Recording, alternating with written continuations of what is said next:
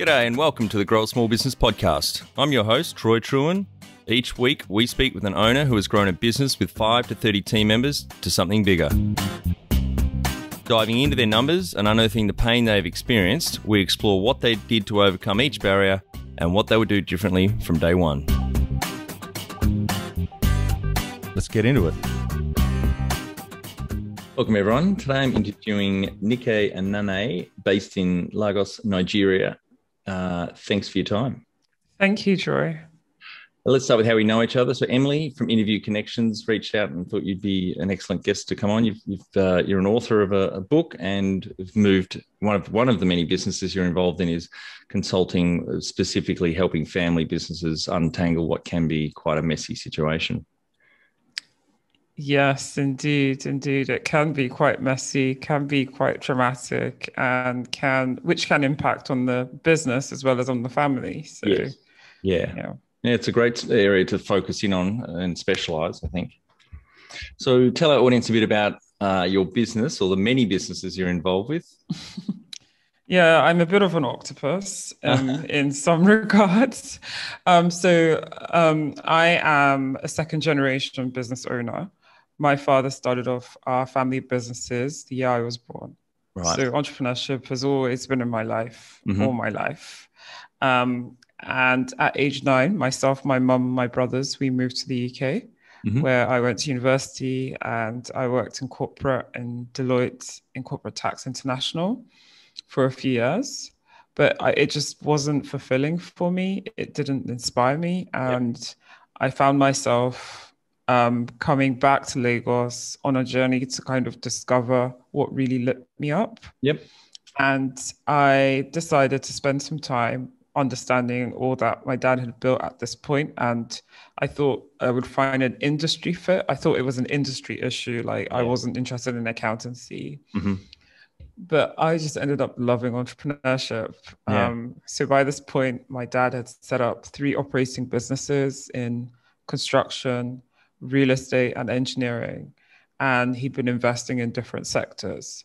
So I integrated into the family enterprise as a director of the operating businesses and set up an investment structure to manage all the investments. But I had, a firsthand family business insider. I had issues kind of integrating, finding my own leadership voice, finding my own unique style. I felt like I was in his shadow. I felt like I didn't know who I was. I just felt a little bit lost, and there was a lot of transition going on in the business, in our family, and just in the world in general. But there was no one to kind of handhold me through that. The conversation on family business in Nigeria was not being had. No one really had an awareness of it. Lots of talk on corporate, on innovation, on corporate governance and things like that, but nothing on, what happens when the family dynamics impacts on the business, or when the business dynamics impact on the family. How do you plan for that? How do you do succession planning and things like that? So I found myself having to train myself up, attending training conferences, networking events by family business organizations in different parts of the world. And I joined the Family Firm Institute, which is one of the leading institutes in training aspiring advisors up. Right. And that was how my journey started. So I started helping my family with succession planning and family governance, and then realized that actually there were so many families here that were not being served either. And that was how I got delved into this world of family business. Yep. Right. Great. And any other family members work in the family enterprise? So it's just myself and my dad on an operational basis. But as I mentioned to you, I'm moving next week. So I'm literally like handing over. So it will just be my dad and in ops. But myself, my brothers, I've got 2 younger brothers. Yep. We're all very involved in investments, decision-making, strategic. We're on the family council. I chair the family council. And the family council oversees the strategy for the family investments. Right. Great. And what year did you jump into the family business? And then how long after that did you really start focusing on helping other family-owned businesses? So I moved back 10 years ago. So 2011 was when I jumped in. It was Q4. Yeah. I didn't start helping other families until 3 years ago. I think for a while, it took me some time to really adjust to Nigeria because it was such a huge culture shock. Whilst I'm Nigerian of origin, I had been out of the country for 16 years and I was very, very British. Well, I am very British. I call myself a Briderian. Yeah. I'm bicultural by nature, right? And so understanding the change in industry was already, quite drastic, from financial services in the city of London to construction, real estate, and engineering in Lagos, Nigeria. The change in business culture was huge. And then also the change in just general societal culture was huge. So it took me some time to find my feet, to learn about industry specific content and develop myself in general leadership, general business acumen, because I was in a very structured organization where I had HR that would give me my training calendar. I was very much guided and mentored in a very structured way. At Deloitte, in the family business, at Deloitte. Yeah. But in the family business, I had to be my own HR manager. Yeah. Right. So it took me some time to settle in. It took me some time to start to notice that this is weird. The decisions that would take us, an hour in Deloitte take my dad 100 days, and also the and also the inverse is holding true. Complex decisions that we would mull over for a long time, my dad just makes like this. What in the world is going on? And also, I found that he was very possessive of his business, didn't want to really hear anyone else's opinion, and felt really it was just really difficult to get a word in. And it took me some time to start to notice that it was the family dynamic, the family element, the founder-owned business phenomenon that was playing out. And then I realized that, okay, I need to read up on family businesses. I need to network with other owners. I need to join associations. So it took me some time of learning. And also technical learning, as well as learning from the school of life, all the many mistakes I made. So it was until 3 years ago that I started serving families. And you'd say now that the dynamic in the business, both business and family, I guess, is much improved in your family's business enterprise? Definitely. I think we've come a long way. Prior to me coming to Nigeria, there was a lot of business activity, but it wasn't very well structured. So at the time, we had 88 construction projects across the country. We had 3,000 members of staff, but there was not a HR department. There was not a finance department. Oh my goodness. Founder centricity at its best. It was just him and I came back and I was like, okay, so where's legal? Where's HR? Where's finance? He's like, what do you mean? I mean, that's a huge risk. If he gets hit by a bus or, wants to go on holiday. Indeed. The business is really at jeopardy. And I assume was there a board in place at the time when you came back?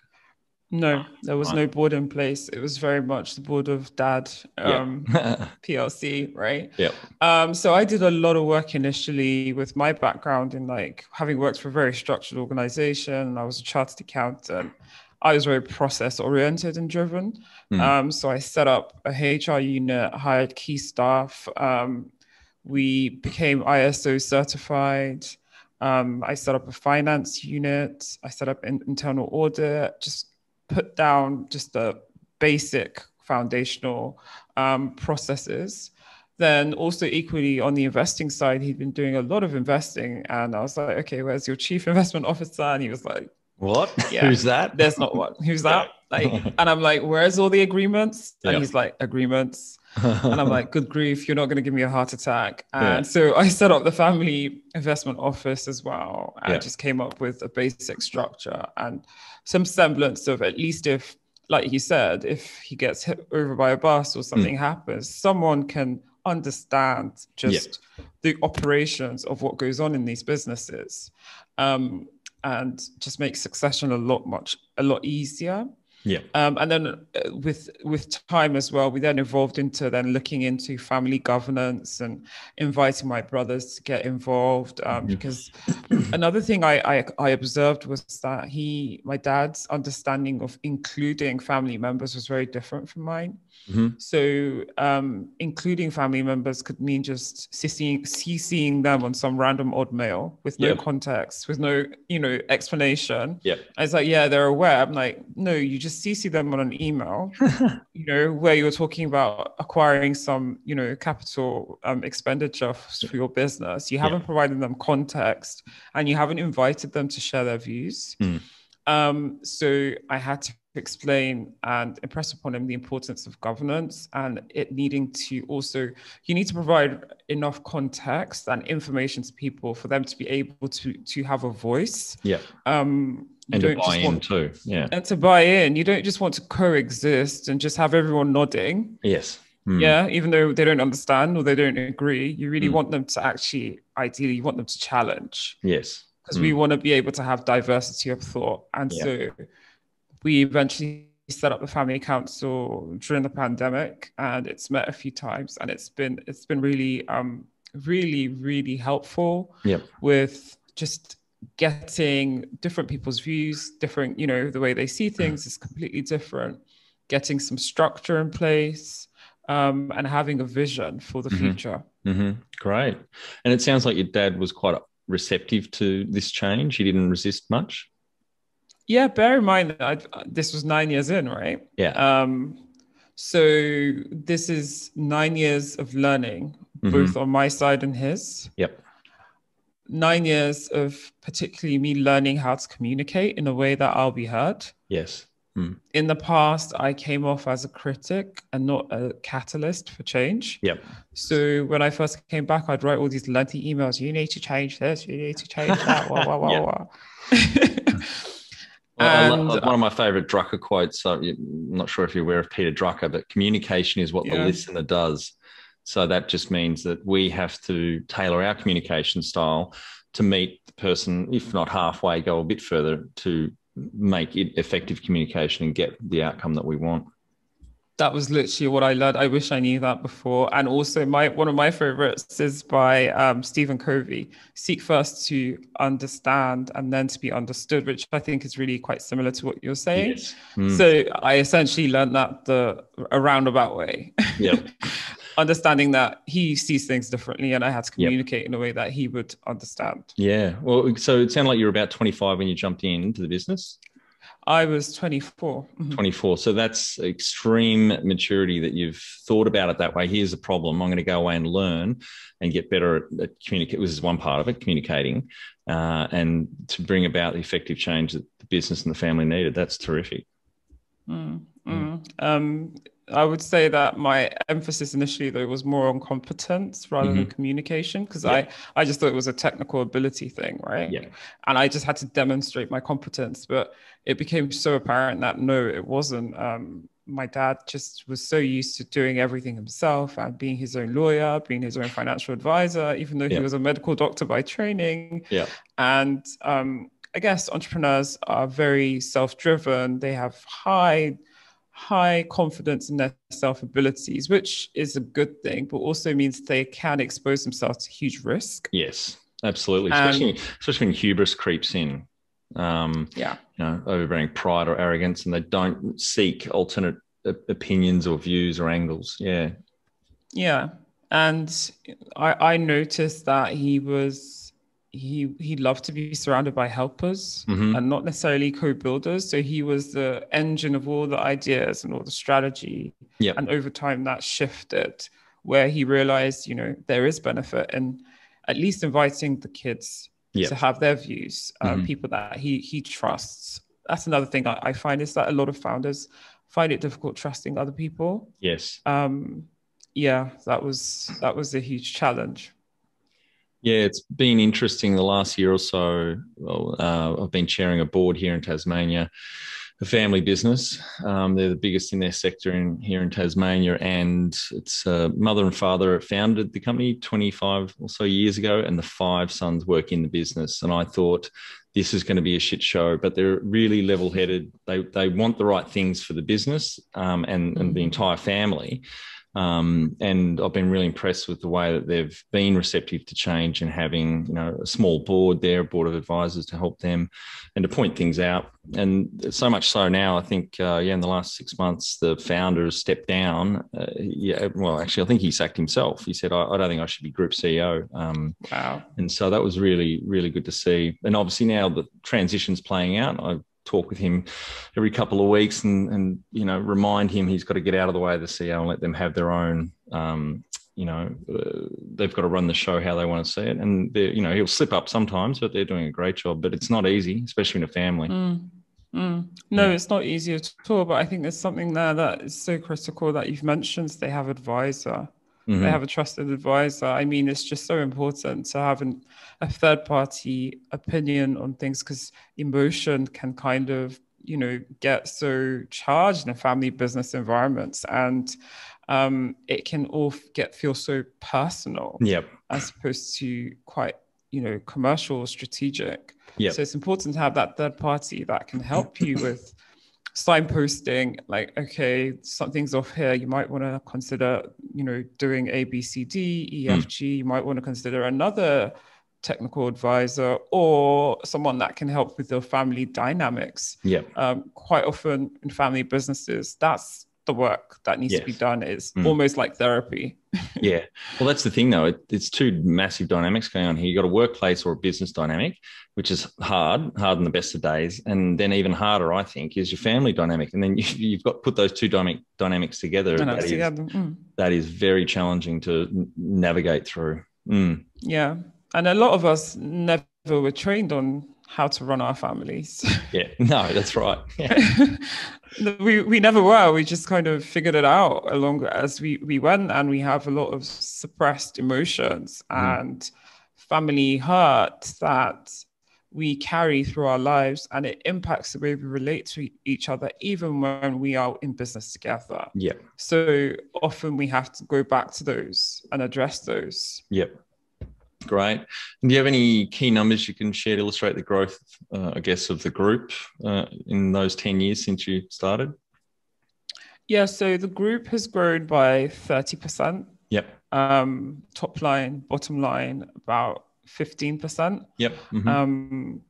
So it's been a great decade, to be honest. There's been an evolution as well in the fields that the group has been in. So when I first moved back, we were primarily serving the health sector, building hospitals for state and federal government. But that's evolved now to be not just core health, but also general civil infrastructure, roads, bridges, and what have you. And also increasingly looking into the oil and gas sector, which is fast growing in Nigeria. So the future looks even brighter. Yep. Great. And when was the moment you felt like you had succeeded?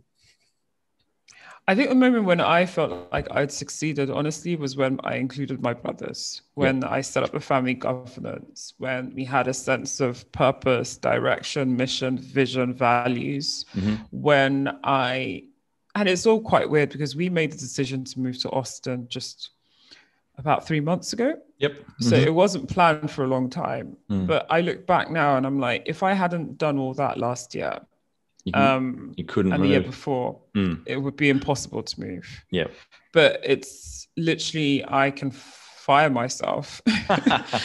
And I see that as a success. But a lot of people over here do not necessarily share that view. They're like, what are you going to be doing with yourself? Or my identity is separate from my activity. That's one. Yep. Two, it's time for other people that are high performing and have great potential to demonstrate their competence and to grow as well.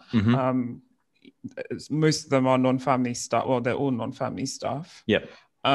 So yeah, that's what I'm definitely most proud of, is the family governance, the succession planning, the estate planning. Yep. Great. What does success look like to you? Success is, to me, fulfillment. Success is beyond just a material achievement or an amount. It's really about what does that give me? And for me, it's fulfillment, peace of mind, financial security, freedom, and being able to inspire and see that another generation of leaders are also fulfilling their purpose and achieving their potential. That's success to me. Yep. So that's why I have no problem with saying, okay, I've done my chapter in the family business. It's time for a new one. Yep. Because I feel like there's so much more work to be done and trying to achieve all that. Mm-hmm. And so when you moved to Austin, Texas, which I mentioned before we started recording, love Austin. I only spent a couple of nights there, but it's wonderful. But so you're going to be focusing on the consulting now around helping family businesses? Indeed. Yeah, great. Indeed. And Austin in itself is a very entrepreneurial city, right? So much opportunity. And I've caught the bug of entrepreneurship. Yep. So it's likely that with time as well, I'll look at opportunities, investing opportunities or business opportunities, but certainly the consulting will be, the dominant business that I focus on. Mm-hmm. Number one thing you'd recommend to marketing a fast growing business? I would recommend managing the relational, not just the technical. Mm-hmm. I would recommend building connections in a very authentic way. Remembering that it's a human being that you're serving, right?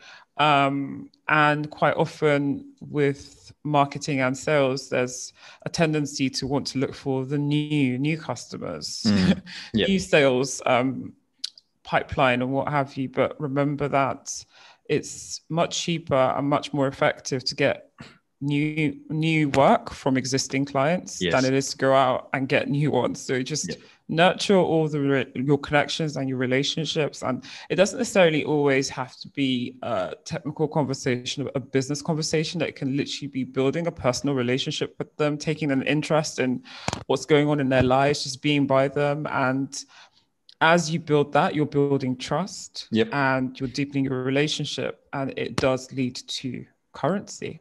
Yeah. What about funding your business? How was that done? That has been internal funds mostly. So my dad bootstrapped and started the business with his own capital. At some point prior to me moving back, he got debt finance from local banks. But over here, the banks only provide very short-term finance, very high interest rates. So those are not very successful at all. And so, these days it's purely internally generated funds that we use to finance the business. Yeah, fantastic. If you were to start up today with plenty of funding, would you go into your industry? I guess that's what you're doing now with the consulting. Yeah, for sure. It didn't take much funding. It took a lot more intellectual and It sounds like you got a real personal passion for it after your experience. Yeah. For sure. Can you outline the most stressful point in your small business growth journey so our audience can learn from it? I would say for me, the most stressful point was developing sufficient confidence and conviction that I was able to do this. Yeah. Because this was 3 years ago, 31. Everyone that was talking about family business, they were old white men. And I just felt really intimidated, and I had a lot of imposter syndrome. And I went through a huge season. It was like a couple of months of me questioning myself. And I had to really dig deep and develop a lot of self-compassion. Realize that I was being really hard on myself and realized that I had a lot of competence and a lot of expertise to offer a group of people that were just completely overlooked. Whilst I might not necessarily appeal to the founders of the business, because where I'm from is still very patriarchal, still very elder dominant. So a lot of founders wouldn't necessarily take to a young female giving them advice on how to run their businesses and how to run their families. But their kids were often really lost, often couldn't find their own identities, often felt stifled. and needed help in, self-leadership, needed help in being an effective change catalyst in kickstarting the succession and family governance process. So it was really me reflecting and seeing that it's important that, affinity matters, representation matters, and I might not be called to the masses, but there's definitely people that I'm called to. And yeah, that really, really helped. Yep, great. What area in business do you feel you've had to work on the most to add the greatest value? I have had to work on not being a scaredy pants. There's no other way I can say it. Just getting out there and calling people and finding out, do you need some help? Business is done. You have to make sales calls. It's just, there's no two ways about it. You can have your fancy website. You can be doing your social media left, right, and center, like all day long, writing your lovely newsletters. Yeah. But that's not how people buy. People have to buy. They buy you. They need to know, like, and trust you. They need to understand that you really understand their particular situation and you're not just like a theorist. Yes. And so it's really in asynchronous conversations that they're more likely to buy. And that resistance to want to put myself out there, not be a burden. I don't want to disturb them. I don't want to be calling them and just disrupt their day and what have you. I had to really reframe and tell myself, I'm not doing this for me. It's not for a check. I'm doing this because somebody at the end of the phone potentially is stuck. And without my assistance, they can't move forward. So I'm doing this because I'm trying to serve them. Yes. That really helped with having the, impetus and the momentum to want to then make sales calls.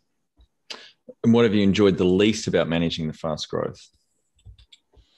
Oh, the impact on personal self, on your body, on your mind, on your soul. It's taken me years. I would say it's probably in this pandemic, I've really learned the cadence of my body, of my soul. And I've gotten now into a good groove of having boundaries, right? And knowing where to say no, where it is I'm getting to the end of myself, how I replenish myself on a daily basis, replenish my mind, setting expectations from people. I'm not always on. I'm not always available. When I am on and available, I'm fully present and I'm fully yours. But I over here, business is, the culture is quite informal. So from people feel like they have access to you at all times of the day, all days of the week, can be very draining and exhausting. But I've just had to insist on what I stand for, enforce my personal boundaries so I can have peace. Because at the end of the day, if I fall apart, the business also loses. And then the people that I serve also lose. So it's been very intentional, about that. What do you love most about growing a small business? The connections. I must say, I love building, nurturing human connections. I love that it is, even though initially I was absolutely petrified, scaredy cat of talking to people to sell. But I just love that you just get to know people from different walks of life, different experiences, because no two families are the same. No two businesses are the same. No two family businesses are the same. I love that you just get to build meaningful connections with folks. What has been the biggest mindset shift for you in your small business growth journey? I would say my biggest mindset shift is from lifetime thinking to legacy thinking. And that happened around when myself and my husband had our first son. When we had him, I just started thinking a lot more about, okay, what will his life be like, his lifetime and beyond? And I became really obsessed with things, concepts that would outlive their originators. And that was really the beginning of my obsession with legacy family businesses, and what have you. So moving from lifetime to legacy is a mindset shift that really has permeated through different aspects of my life and impacts the decisions that I make in my business. Moving from lifetime to legacy means that if I'm building a legacy, then I need to ensure that the foundation is deep. There's going to be a lot of work that's not necessarily apparent to the eye. I need to be more structure oriented. I need to have culture defined.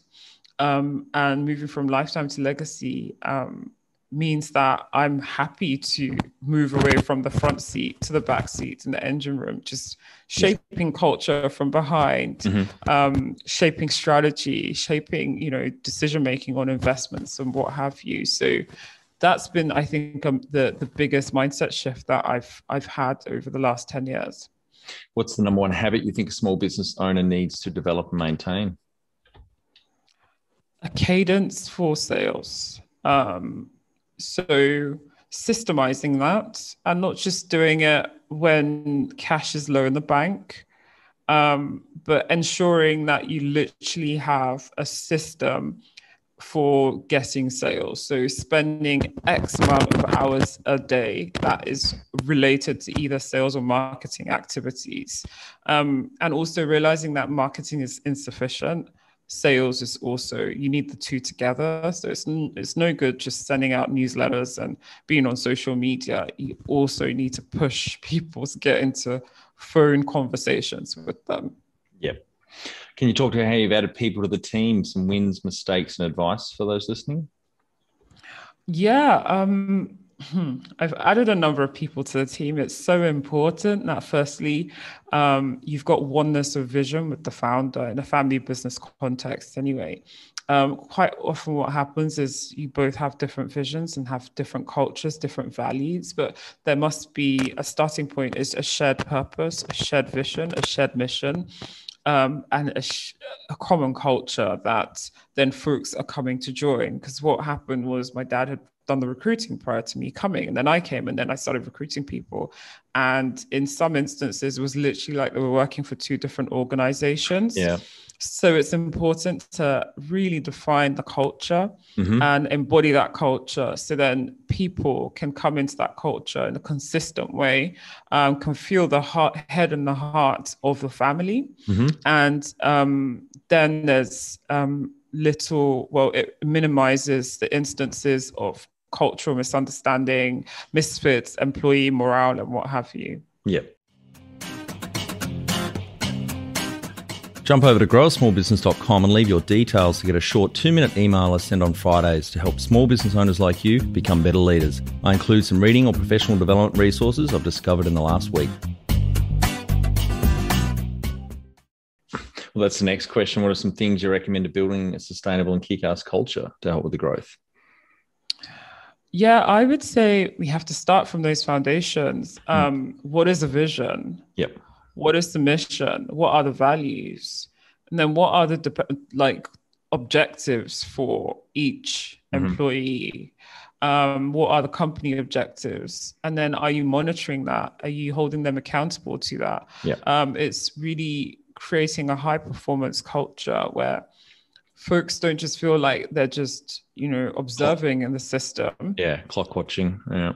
Clock watching, being the helpers, but they're literally co-builders. A lot of the time in family businesses, we neglect all the culture stuff. We neglect all the performance management. And we just, it's all very informal. It's all quite intuitive, but a lot of the non-family stuff just kind of feel lost in it. Firstly, they're kind of observing on their tiptoes, thinking, this business is really not for me. It's if you don't have the right last name, it limits your opportunity. And you need culture is key to maximize the contribution from your staff and also to attract key talent.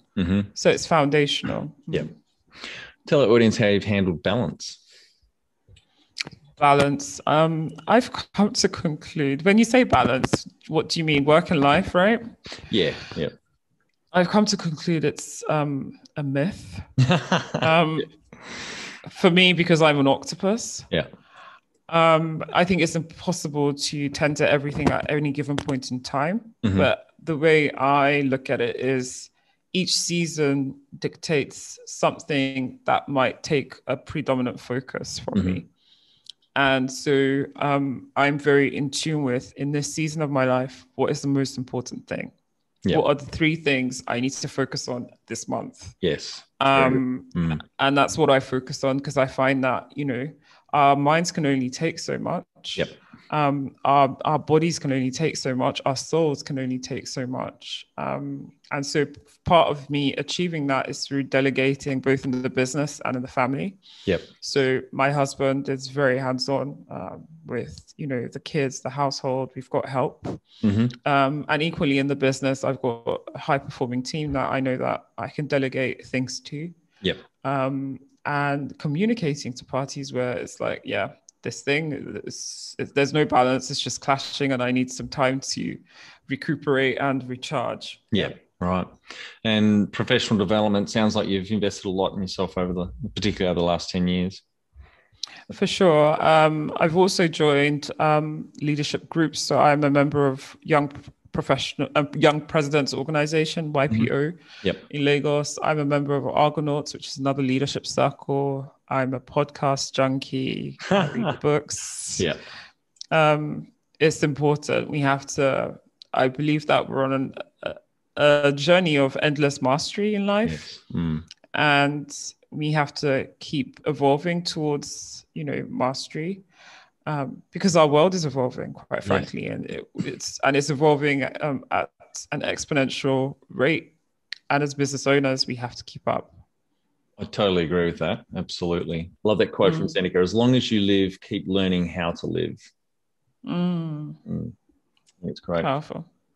And what about, have you had mentors or coaches? I've had mentors and coaches. I've had several along the way. I've had with helping me with my thought leadership. I've had sales coaches. I've had mindset coaches, and all of them have been invaluable at whatever season. I think with mentors and coaches, it's really useful to know what you need them for. It does reflect some self-reflection to know what is your area of weakness, to know then what type of mentor coach you need to go out and get. And with mentors and coaches also, because you're evolving and you're maturing, you might need different types of mentors or coaches along your journey. So there comes a point where it's like, I think I'm all right now. Yes. Bye, thank you. Yeah, that's good. Next. Yeah. Next, I'm ready to move on to this. But, because it's personal development and it's just so personal, you build such an amazing relationship with them, and you might feel a sense of wanting to keep that relationship. And that's a reason to keep them as a mentor or coach. But you have to really dig deep and reflect. Have they served their purpose in my life? Yeah. And if it's yes, it's time to move on. And board of directors or advisors, you've said you set up the family council and you chair that. So it's great. You a couple of times a year at the moment. That's good. Yeah. And all right, Nick, we're on to our final 5 questions. What do you think is the hardest thing in growing a small business? I think the hardest thing is getting out of your own way, because the business essentially is a heavy cross on you as a leader, and is having the right mindset as an entrepreneur to go for opportunities and not self-sabotage. I really think it's getting out of your own way. Favorite business book which has helped you the most? Start With Why by Simon Sinek. Oh, it's a great book. I recommend that. And all family business owners need that. His TED talk is one of the top 10 downloaded talks. I think hundreds of millions of downloads now. Yeah. Any great podcasts or online learning tools you use for your professional development? Yeah, I listen to all manner of podcasts. I listen to Jay Shetty, which is great for like mindset and things like that. How I Built This is great, just to, generally learn from different entrepreneurs. I listen to inspirational, spiritual podcasts as well. I think, whatever really tickles your fancy, you can find on podcasts. Yep. One tool you'd recommend to help grow a small business? Focus on creating a sales cadence. Finally, my favorite question. What would you tell yourself on day one of starting out? Oh, I love that. I would tell myself that I have it in me to thrive. My age, my race, my gender is not an indicator of my potential. And if I start believing in myself, other people will. I would tell myself to put away all the self-sabotaging thoughts and just push through, because there's a whole community of people depending on me to discover myself, discover my worth, so that I can help them through their darkest moments. Fantastic. Thank you, Nika. That was great. Really wonderful insight, and your journey is really inspiring, and I've learned a lot today, and I'm sure the audience would have too. So thank you for your time today. Thank you so much, Troy. That's it. Thanks for listening. Please leave a review in iTunes or whatever platform you listen to us on. It means more small business owners will find our cast and help people with their business growth journey.